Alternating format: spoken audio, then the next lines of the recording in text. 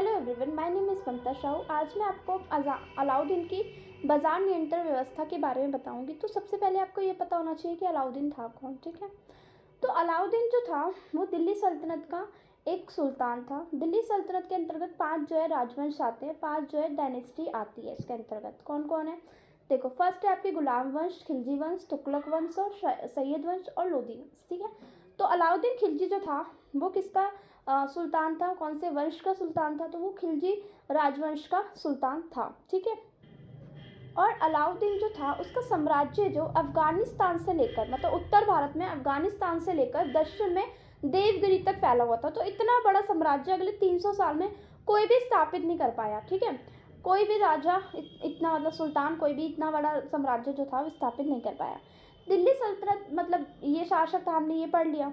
Then क्या हम पढ़ते हैं इसकी बाजार नियंत्रण व्यवस्था के बारे में। तो बेसिकली बाजार नियंत्रण व्यवस्था क्या थी? बाजार नियंत्रण व्यवस्था थी कि इसमें जो अलाउद्दीन था उसने हर एक चीज़ के, ठीक है, हर एक जो वस्तु है उसके प्राइस जो थे वो फिक्स कर दिए थे। ठीक है, तो राज्य के द्वारा हर एक वस्तु के प्राइस जो थे वो फिक्स हो गए थे। लाइक आपका चीनी है या आटा है, आप फॉर एग्जांपल आपकी आटा है, ठीक है, आटे को आपने कर दिया है कि 50 रुपये का बिकेगा, ये इससे ऊपर आप नहीं बेच सकते। राज्य ने कर दिया कि 50 रुपये का ही बिकेगा, तो इसके ऊपर दुकानदार जो है वो नहीं बेच सकता और ना ही कोई और इसको खरीद सकता है इससे ऊपर। ठीक है, तो अगर वो कोई ऐसा करता है, कोई बेचता है 50 रुपये से ऊपर, तो उसको क्या है, बहुत ज़्यादा क्रूर जो है दंड दिया जाता था। ठीक है, तो इतना ज़्यादा क्रूर दंड दिया जाता था कि अगली बार वो करना ये छोड़ ही देता था। ठीक है, तो ये था अलाउद्दीन की ओवरऑल जो अलाउद्दीन की बाजार नियंत्रण व्यवस्था थी। ठीक है, ये था। बट अब इसमें और भी पढ़ते हैं, ये तो मैंने आपको शॉर्टली बता दिया कि क्या था अलाउद्दीन की व्यवस्था। ठीक है, इसके बाद हम पढ़ते हैं कि अलाउद्दीन जो था उसने अपनी ये जो व्यवस्था थी उसको सफल बनाने के लिए क्या प्रयास किया। ठीक है, उसने दिल्ली में 4 तरह के बाज़ार जो थे उसकी स्थापना की। ये आप देख सकते हैं स्क्रीन पर अपनी। फर्स्ट बाज़ार है गल्ल मंडी या गल्ल बाज़ार। ठीक है, गल्ल बाज़ार जो था उसमें बेसिकली क्या सामान या क्या वस्तु रखी जाती थी, जो भी खाद्यान्न संबंधी वस्तु है जिसको हम खा सकते हैं, वो वस्तुएं जो थी वो गल्ल मंडी या गल्ल बाज़ार में रखी जाती थी। ठीक है, गल्ल बाज़ार में आपका चीनी है, आटा है, चना है, जो भी है, ठीक है, खाने संबंधी जो भी वस्तु है वो गल्ल बाज़ार में रखी जाती थी। इसका जो अध्यक्ष मतलब जो प्रमुख जो हेड होता था वो कौन होता था?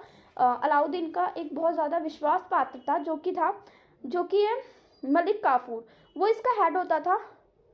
और इसे शाहाना ए मंडी, इसमें एक पूरा प्रॉपर एक नीतियाँ होती थी, मतलब एक अलग अलग आप कहते हैं ना बना होता था। मतलब जो शाहाना ए मंडी था वो इस बाजार का प्रमुख होता था और इसके जो मुख्य अधिकारी होता था वो मलिक काफूर होता था। ठीक है, अब लाइक आज हम देखते हैं, आज के ज़माने में हम देखते हैं कि दुकानदार जो है वो कम तोल देता है। ठीक है, कई बार हम दुकान पे चीज़ लेने जाते हैं, कोई भी सामान लेने जाते हैं, तो दुकानदार क्या करता है, अपना प्रॉफिट देख करने के लिए वो कम तोल देता है चीज़ को। ठीक है, इससे दुकानदार को तो प्रॉफिट हो जाता है बट जो जनता है उसको लॉस होता है। ठीक है, उसके समय पे मतलब अलाउद्दीन के समय पे अगर कोई ऐसा करता था तो उसको बहुत ज़्यादा क्रूर दंड दिया जाता था अलाउद्दीन के द्वारा। ठीक है, अलाउद्दीन इतना ज़्यादा क्रूर शासक था कि अगर कोई ऐसा उसको लगता है कि उसने ऐसा किया है या फिर कम तोला है, तो क्या करता था अलाउद्दीन, उनके हाथ कटवा दिया जाता था। ठीक है, हाथ कटवा दिया करता था। इतना ज़्यादा क्रूर वो दिखाता था, इतनी ज़्यादा क्रूरता वो दिखाता था। ठीक है, तो इससे क्या है कि मतलब व्यक्ति डरेगा, नहीं करेगा ऐसे काम। और ठीक है, अब हम पढ़ते हैं सेकंड बाज़ार जो कि था कपड़ा बाज़ार। ठीक है, कपड़ों का मार्केट होता था जिसको सराय अदल बाज़ार कहते थे।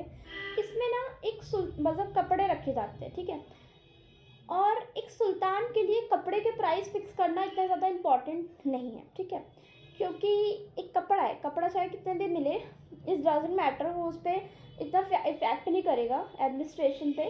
बट जो ये था अलाउद्दीन था, उसने कपड़े के भी जो प्राइस थे उसको फिक्स किया। ठीक है, कपड़े के जो प्राइस थे उसको भी फिक्स किया और उससे ज़्यादा आप कपड़े को नहीं खरीद सकते और ना ही ले सकते। ठीक है, तो इससे क्या हुआ, दिल्ली जो मतलब यहाँ पर जो दिल्ली था उस पर सबसे कम अच्छी क्वालिटी में और सबसे सस्ते कपड़े, सबसे सस्ती दरों पर कपड़े मिलते थे। जो सारे जो वो थे ना व्यापारी, अब व्यापारी या फिर बिजनेसमैन क्या होते हैं, उन्हें क्या है कि प्रॉफिट चाहिए होता है, ठीक है। तो वो कम में वस्तुएं खरीदते हैं और अपनी जगह या अपने क्षेत्र में जाकर उन्हें अधिक मूल्य पर बेचते हैं। तो सेम ऐसा ही जो मुल्तानी व्यापारी थे वो दिल्ली में आए, इकट्ठे हुए, और वहाँ यहाँ से मतलब दिल्ली में क्या था, अच्छी क्वालिटी का कपड़ा मिलता था और सस्ती दरों पे उपलब्ध था। तो यहाँ पर वो इकट्ठे हुए दिल्ली में, वहाँ पे बाज़ार में सॉरी। तो यहाँ पर वो इकट्ठे हुए और यहाँ पर कपड़े खरीद के गए, अच्छी क्वालिटी का कपड़ा था और कम मूल्य पर था। तो अपने क्षेत्र पर जाके इन्होंने ज़्यादा मूल्य पर या फिर ज़्यादा दरों पर इसे बेचा, ठीक है। तो इससे क्या हुआ, इन्हें प्रॉफिट हुआ। तो दिल्ली जो था ना उस टाइम पर बहुत बड़ा कपड़ों का मार्केट या कपड़ों का बाजार बन गया था उस टाइम पर, ठीक है। तो ये देखते हैं हम। सेकंड, इसका तीसरा बाजार था घोड़ों और गुलामों का तथा पशुओं का बाजार। इसमें क्या था, अलाउद्दीन ने क्या किया था कि जो पशु होते हैं या दास दासियाँ हैं उनके भी ना प्राइस होते हैं फिक्स कर देते कि आप इससे ज़्यादा इनको नहीं बेच सकते, खरीद नहीं सकते इससे ज़्यादा ऊपर, ठीक है। अगर कोई ऐसा करता तो क्रूर दंड दिया जाता था उन्हें, ठीक है।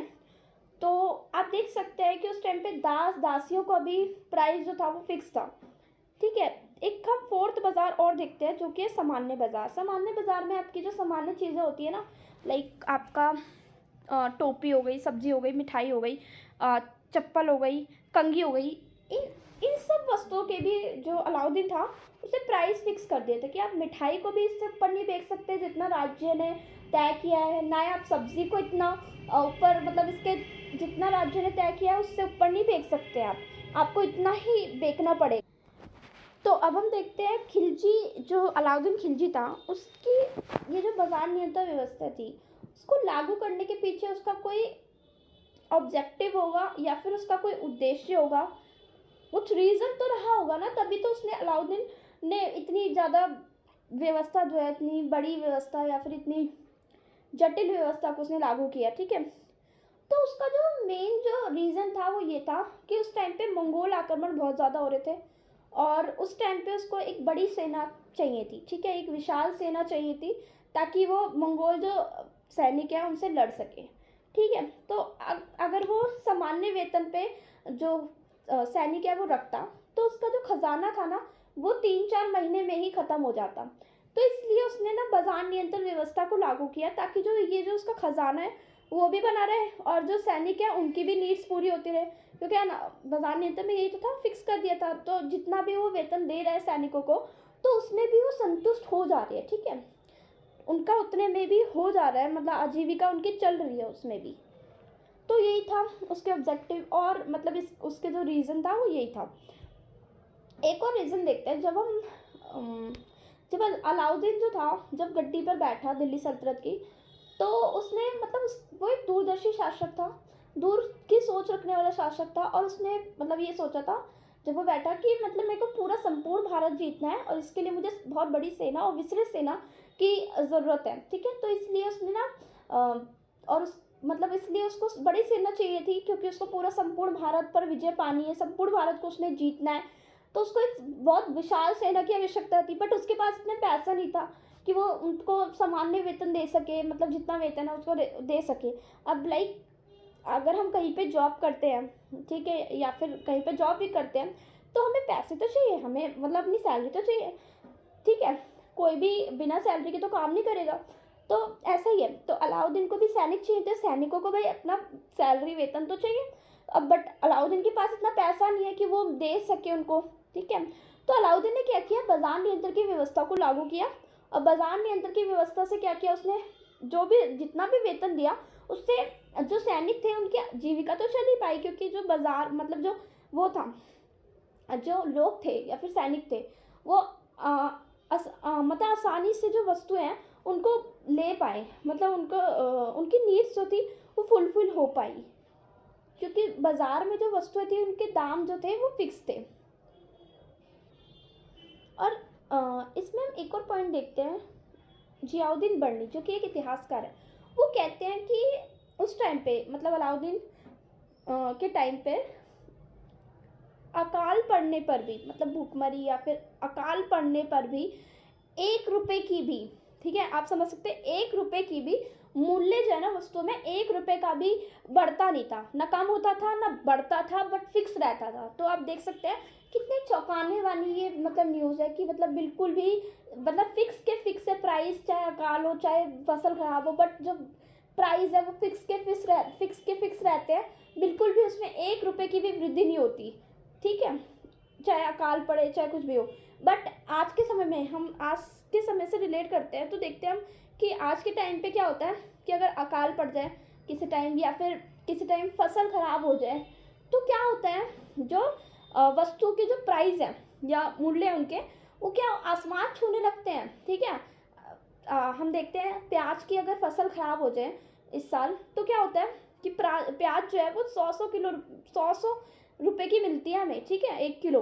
तो हम देखते हैं ना कितना ज़्यादा डिफरेंस है आज के टाइम में और उसके टाइम में। ठीक है, तो आज तक ऐसा कोई भी मतलब सरकार ऐसा कुछ भी नहीं कर पाई जैसे अलाउद्दीन ने किया था, कि अलाउद्दीन ने माल गोदाम की स्थापना की थी और उसमें ये खाने संबंधी जो खाद्य पदार्थ है उनका स्टोरेज किया जाता था। और जब ये ऐसी कंडीशन या फिर ऐसी सिचुएशन आती थी तो उनको खोल दिया जाता था, जिससे वस्तु के प्राइस जो है वो फिक्स रहते थे। और इससे क्या है मतलब उसकी नीति भी बहुत अच्छी थी ना, उसकी नीति कि वस्तु के जो प्राइस है वो बिल्कुल भी फिक्स बढ़ नहीं रहे, बिल्कुल स्टैबल मतलब वैसे ही है जो कि जो रहते थे। तो अब हम देखते हैं निष्कर्ष। तो इसी के साथ हम देखते हैं जो अलाउद्दीन की बाजार नियंत्रण की जो नीति थी वो सफल रही, क्योंकि कहीं ना कहीं उसने मंगोल आक्रमण को रोका, उसको नियंत्रित किया और एक बड़ी सेना जो थी उसको सुगठित किया। ठीक है, एक बहुत बड़ी सेना हो गई थी अलाउद्दीन के टाइम पे। जब मोहम्मद बिन तुगलक आया तो उसके टाइम पे इतनी बड़ी सेना हो गई थी कि उसको संभालना मुश्किल हो रहा था। ठीक है, तो उसने मतलब इतनी बड़ी सेना के साथ उसने नीचे तक दक्षिण भारत तक का जो क्षेत्र था ना वो दिल्ली सल्तनत के अंतर्गत में ला दिया। ठीक है, तो हम देखते हैं और वो अपनी योजना में बिल्कुल सफल रहा। और उसके टाइम पे वस्तुओं के जो दाम थे वो ना तो बढ़े और ना घटे। बर्नी ने इसे मध्य युग का चमत्कार कहा है। ठीक है, इतना ज़्यादा चमत्कार कह दिया। अलाउद्दीन की इस बाजार नियंत्रण से ना केवल अमीरों व सैनिकों, हालांकि जो आम जनता थी उसको भी बहुत ज़्यादा उसको भी लाभ हुआ।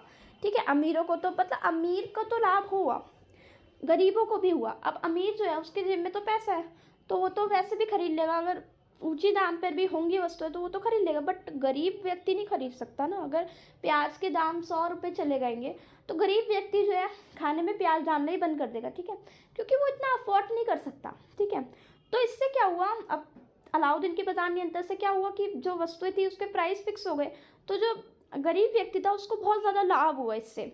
ठीक है, तो वो सेविंग कर पाया इससे। फिर हम देखते हैं जब अलाउद्दीन की मृत्यु हो गई तो ये जो बाजार नियंत्रण की जो उसकी व्यवस्था थी वो ख़त्म हो गई पूरी तरीके से। और बट हम देखते हैं बर्नी कहता है कि हमने भी देखा कि बर्नी जो है वो कहता है कि इससे क्या हुआ, बहुत बड़ी सेना हो गई मोहम्मद बिन तुगलक के टाइम पर। ठीक है, और भी वो राज्य को जीत पाया इससे। So that's it. तो मैंने आपको पूरा बता दिया अलाउद्दीन की जो ओवरऑल आपकी जो बाज़ार नियंत्रण व्यवस्था थी वो मैंने आपको पूरा एक्सप्लेन कर दिया है। ठीक है, वीडियो आपको कैसी लगी प्लीज़ रिप्लाई करें, प्लीज़ कमेंट करें और ज़्यादा से ज़्यादा लाइक करें इस वीडियो पे। एंड प्लीज़ मेरे चैनल को सब्सक्राइब करें। Okay, thank you so much.